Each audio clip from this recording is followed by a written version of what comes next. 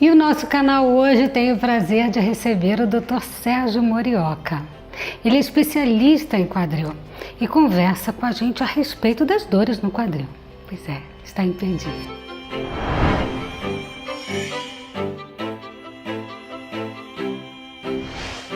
Dores no quadril.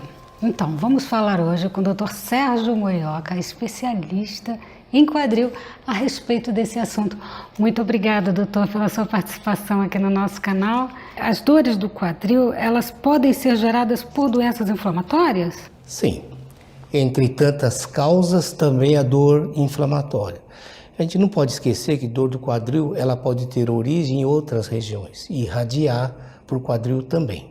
Então ela normalmente é uma consequência de outras doenças que podem estar associadas? Pode, sim. E que doenças seriam essas, doutor? Por exemplo, um problema da coluna, normalmente se irradia para o quadril também.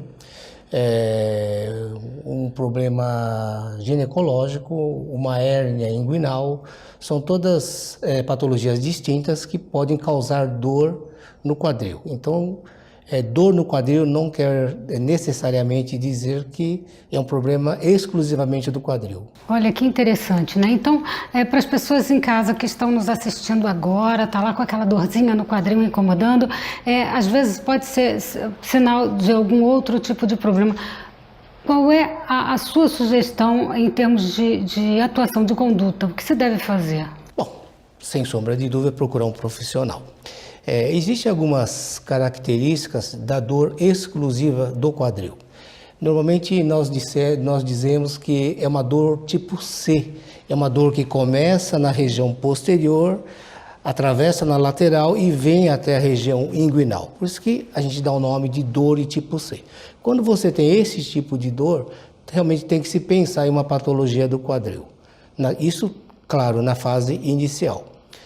Na fase mais tardia, você já começa a perder alguns movimentos do quadril ou você sente a dor quando você movimenta o quadril. Isso é mais ou menos característico de um problema exclusivo de quadril. Bom, então cabe ao ortopedista especialista em quadril orientar qual seria a especialidade a buscar, porque tem uma pesquisa a fazer, penso, né, doutor? Com toda certeza, com toda certeza. E uma coisa muito importante, como todas as doenças, tudo que é tratado no começo, ele tem uma melhora bem mais acentuada, vamos assim dizer, e um tratamento menor sempre. Então, se a pessoa tem uma dor no quadril, não deve ficar aguentando essa dor sem ver o que é. Então, vamos lá. Nós estamos falando de causas, onde requer uma equipe multidisciplinar, né? Vários médicos atuando, de repente, dentro da identificação desse problema, seria assim? Com toda certeza. Supondo que o ortopedista de quadril, ele veja que o problema é uma dor irradiada da coluna, ele vai encaminhar para um colega da coluna. Supondo que ele veja que é um problema de uma anexite, por exemplo, numa mulher, ele vai encaminhar para um ginecologista. Interessante, né? Problema ginecológico também pode gerar esse problema. Agora, existem as doenças que são ósseas, né? Sim, sim. Doenças que efetivamente existem ósseas. Que doenças seriam essas, doutor? A mais comum no nosso meio e com a idade que a gente está tendo cada vez, uma idade mais avançada, existem os desgastes das cartilagens, tá? Que são as artroses. Então, se a gente viver mais do que dura a cartilagem, vamos assim dizer, a gente vai ficar sem a cartilagem ou com ele doente.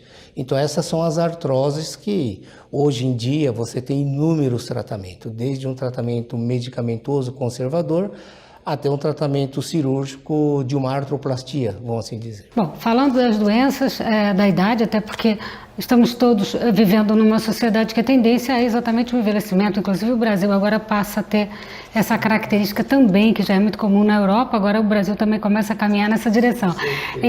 Falando dessas doenças, né, ligadas à osteoporose, artrose, que são doenças que a idade acaba trazendo, qual seria a sua orientação no sentido de evitá-las, de prevenção? Primeiro, exercícios moderados, exercícios sempre sob orientação. Se necessário, o uso de alguns suplementos na fase inicial, sulfato de glucosamina, condroitina ou mesmo colágeno, ele tem um efeito muito bom na proteção dessas cartilagens. A gente não pode falar que esses medicamentos levam à cura de uma lesão de cartilagem, mas ela pode evitar que essa cartilagem sofra uma degradação muito rápida. Na verdade, quando as pessoas procuram pelo senhor, elas já vêm com uma doença estabelecida, né? Uma dor. Com uma dor estabelecida, causa de alguma doença, efetivamente. Então, assim, o senhor passa mais para o momento de tratamento, né, de ajudar na recuperação óssea.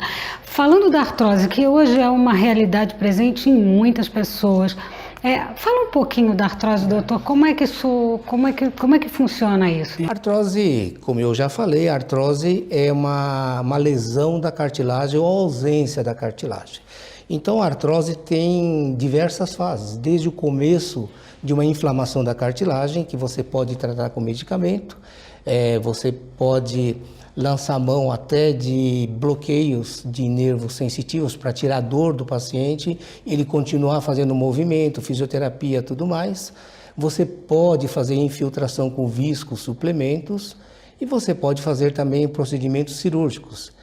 O mais simples, em casos mais simples também, seriam as artroscopias. Você consegue, através da artroscopia, corrigir grandes deformidades e causas que pudessem levar a uma necessidade de uma prótese precoce. Essas cirurgias, elas são intensas, minimamente invasivas? Como é que é o processo cirúrgico? Hoje o procedimento em toda especialidade sempre se busca a técnica minimamente invasiva, que são técnicas que você preserva muitas estruturas, você corta muito pouco músculo, outro tecido, ou às vezes você nem corta.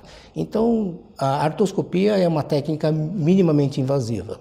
Quando nós falamos em próteses hoje, nós também falamos em técnicas minimamente invasivas, que você vai lesar menos estrutura e a recuperação do paciente vai ser bem mais rápida. Mas hoje, com a técnica, porque é difícil a gente entender como uma cirurgia minimamente invasiva se pode fazer a utilização de próteses. É possível? É possível. São vias de acesso estudadas, né? No qual você entra em locais que você não tem estruturas tão importantes e que você consiga acessar a parte profunda apenas separando o músculo, sem cortar músculo. Se você não corta o músculo, você não precisa esperar o músculo regenerar. Você vai sangrar menos, a recuperação é muito mais rápida. Um corte que antigamente nós tínhamos de 15, 16 centímetros, hoje nós fazemos com 10, 8 centímetros. Quer dizer, então, isso daí quer dizer técnica minimamente invasiva. Isso é muito importante porque as pessoas que normalmente recorrem ao momento cirúrgico, elas têm às vezes uma idade avançada e que a exposição ao ato cirúrgico da cirurgia aberta é um pouco mais difícil, né? Com certeza. Mas hoje em dia, com todo o recurso que nós temos na medicina, a gente leva o paciente à cirurgia com muito mais segurança, né? Então você veja que antigamente nós transfundíamos numa prótese de quadril, por exemplo, em 30% dos pacientes nós transfundíamos sangue. Hoje em dia isso não mesmo, chega, né? exatamente, hoje não chega a 5%, entendeu? Então, quando você transfunde sangue para um indivíduo, você tem as comorbidades da transfusão. Então tudo isso daí na verdade vai diminuindo. Que beleza, hein? Que bom. Então, assim, do que o senhor tem observado, as causas mais comuns das dores no quadril, então, são as ósseas, né? Falando dessas comorbidades, é importante a atenção para a osteoporose, para as vitaminas que ajudam. Como é que o senhor falaria com relação à prevenção? Quando nós falamos em artrose, nós falamos em cartilagem. Quando nós estamos falando em osteoporose, nós estamos falando em qualidade óssea. São coisas totalmente diferentes e distintas. A pessoa pode ter uma massa óssea muito boa e a cartilagem destruída. Ou vice-versa. Ele pode ter uma osteoporose com grande risco de uma fratura e ter a cartilagem muito bem preservada. Entendeu? Então são tratamentos diferentes. Isso pode ser genético, doutor? Com toda certeza. Em todas as doenças nós temos um componente muito grande de herança genética, vamos assim dizer, em todas, sem exceção. Então é importante ficar atento, né? Quem tem histórico familiar, lembrar sempre de estar verificando, né? Começa uma dorzinha ali. Qual é a idade normalmente que as pessoas estão acometidas desse tipo de dor nos quadris? Dor nos quadris normalmente começa por volta dos 30 anos de idade, 20, 30 anos de idade, principalmente quando você começa a querer se exercitar mais, quando você começa a usar mais o quadril. Em algumas profissões, essa dor é bem mais precoce. Por exemplo, em tenista, em quem faz balé, coisa parecida, que usa muito o quadril, a amplitude do quadril é muito grande, é muito solicitada, o trauma também é muito mais frequente. Então, a dor acomete de modo mais precoce. Então, acontece dos jovens, os mais jovens acontece, mas é jovem, né? Porque 30 anos... Sim, e existem também as doenças genéticas, existem as doenças que acometem a primeira infância, que ele deforma o quadril. Então, por problema de deformidade por necrose ou coisa parecida, ou mesmo pelo deslocamento desse quadril quando a criança nasce. E são crianças que na adolescência já têm muita dor, certo? E são as pessoas que normalmente são levadas a cirurgias de modo mais precoce. E a recuperação, doutor? Ela pode acontecer? A taxa de sucesso é boa? É boa. Em todas as fases a taxa de sucesso é muito boa, só que sempre levando em consideração que quanto mais lesado o quadril, o procedimento é maior. É mais complexo, né? Falando da cirurgia minimamente invasiva, quanto tempo, quantos dias, qual o período dessa recuperação? Porque normalmente a gente fala da minimamente invasiva, pensa-se em uma exposição menor, anestesia e tudo mais. Existe prazo de permanência hospitalar? Sim. E quanto tempo, mais ou menos, e como é que é a recuperação?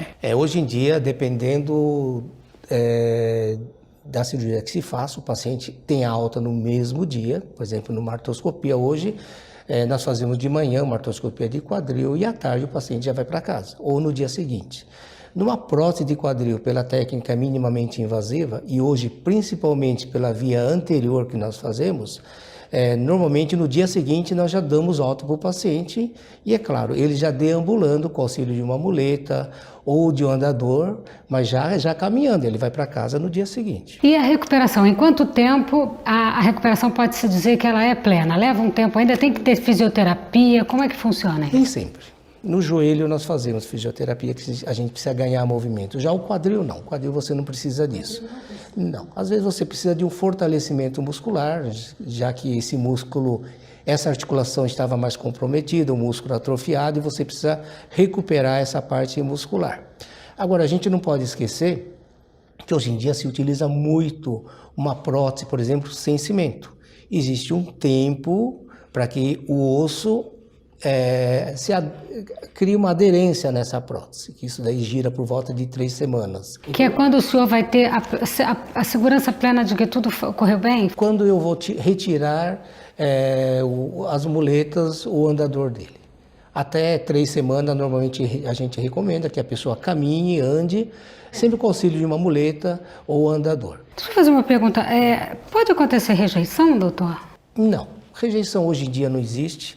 Nós utilizamos, por exemplo, numa prótese, usamos titânio, né, que é um metal que o organismo ele assimila, certo? Então rejeição não existe. O que existe são infecções, tá? Então pode haver uma contaminação e pela contaminação criar-se secreção, coisas e tudo mais, exatamente. Você tem que trocar essa prótese. Mas é apenas isso mesmo, né? Não é um fator externo que pode atrapalhar. Bom, e pode ir ao banco, né? Não vai travar a porta. Travar a porta, sim, não tem jeito. Vai travar a porta, vai viajar, vai ser examinado, não tem jeito. Então, e alguns exames também, né? dificulta um Sim. pouco fazer aquele exame de a ressonância magnética a gente evita. A de idade óssea, né? Não, a idade óssea não, aquele para... A densitometria óssea? Densitometria óssea. Não, pode ser feito. É claro que não vai fazer em cima da prótese, mas do outro lado ele pode fazer. O senhor acha que é importante, o exame da densitometria óssea, por exemplo, ele é indicado em alguns casos, talvez de 2 em 2 anos, a mulher depois de uma certa idade principalmente, né, por causa da menopausa, fazer exatamente para acompanhar a qualidade dos ossos. Qual é a sua opinião a respeito? Eu acho muito importante você fazer uma densitometria óssea comparativa. Você faz hoje, depois de um tempo você faz novamente 6 meses ou 1 ano para ver se você está tendo uma perda óssea ou não. Porque muitas vezes você fazer só a densitometria óssea, esse nível de massa óssea é normal para a pessoa. E de repente você vai entrar num tratamento desnecessário. Houve uma febre no passado, porque existia um trabalho que dizia que a pessoa que tinha uma osteoporose, ele tinha grande chance de ter fratura de colo de fêmur. Sim. E fratura de colo de fêmur no meio ortopédico é uma calamidade, porque nós corremos com 40%, 50% de óbitos no primeiro mês pós-fratura. Então era um modo de você evitar que esses pacientes tivessem fratura de colo de fêmur. Então todo mundo começou a tratar. Depois de um tempo apareceu um outro trabalho que dizia que quem teve a fratura de colo do fêmur, 50% tinha osteoporose, 50% não. Então a importância disso caiu muito para o ortopedista. Olha que interessante, né? Falar da osteopenia, doutor, muitas pessoas têm osteopenia, né? Sim. Para quem não sabe, né, a osteopenia antecede, né, doutor? Vou dar uma pequena explicação. Né? É o caminho, quando começa a ter que ter atenção com a osteoporose, entra nessa fase da osteopenia. O senhor acha que é muito importante ficar sempre fazendo o exame para ter um acompanhamento e não correr o risco da osteoporose? Não. Eu acho que fazer o exame não tem essa necessidade de você estar constantemente fazendo. Alguns cuidados são importantes. O fato de você ter uma alimentação saudável, você tomar sol, certo? Indivíduos que têm a pele muito escura, ele não absorve muito o sol por causa da melanina, né, da vitamina D, então são pessoas que têm que tomar a vitamina D também. Mas só nesses casos, doutor, porque é muito comum hoje as pessoas fazerem uso da vitamina D. Tem algum prejuízo tomar em excesso? Não, tem que ser acompanhado pelo médico sempre, né? A vitamina D, a gente não pode esquecer que a vitamina D é de depósito, ou seja, você toma e você não elimina mais. Eu, há 40 anos atrás, quando nós tratávamos osteomalácia, aquelas doenças por falta de vitamina D, a gente tomava muito cuidado em dar vitamina D. E hoje, na verdade, eu vejo com preocupação essa falta de cuidado, né, de você dar vitamina D. Se a gente tiver uma intoxicação por vitamina D, eu acho que o tratamento é meio complicado. Pode ir até a diálise. É sério? Poder limpar, exatamente. Porque fica depositado, Fica né? depositado. Então, é sempre bom ter acompanhamento, né? Eu acho que chegar nesse equilíbrio, né? Com certeza. Da natureza. Uma outra dúvida sobre as dores do quadril. É muito mais comum nas mulheres, isso é um fato, doutor? Eu acho que a mulher procura mais tratamento que o homem. Já começa por aí, exatamente. Muitas vezes você pega o casal e o marido tem até mais patologia você examinando que a mulher, mas só que ele não procura o tratamento, ele quer que a mulher se trate primeiro, né? Isso é cultural, principalmente no Brasil. E nós mulheres, né? É sempre assim, fazendo as pessoas irem ao médico, né? Acompanhando, e aquela teimosia não vai, tem que ir, né, doutor? O homem não vai, né? Tem que acompanhar, tudo, né? que é preventivo o homem não faz, né? É verdade. A mulher já procura. E acaba tendo realmente uma presença maior. Com certeza. Doutor, uma grande satisfação conversar aqui com o senhor hoje. Foi ótimo, muito obrigada, viu, pela sua ajuda. O nosso canal é assim, é sempre preocupado em levar para as pessoas informação e conhecimento, porque a gente entende que isso é muito importante, né? Com toda certeza. É sempre muito importante. Muito obrigada. Muito obrigado pelo convite. Então é isso, gente. O nosso canal fica por aqui hoje, o nosso vídeo. Não se esqueça, inscreva-se, deixe o seu like e eu vejo vocês no próximo vídeo.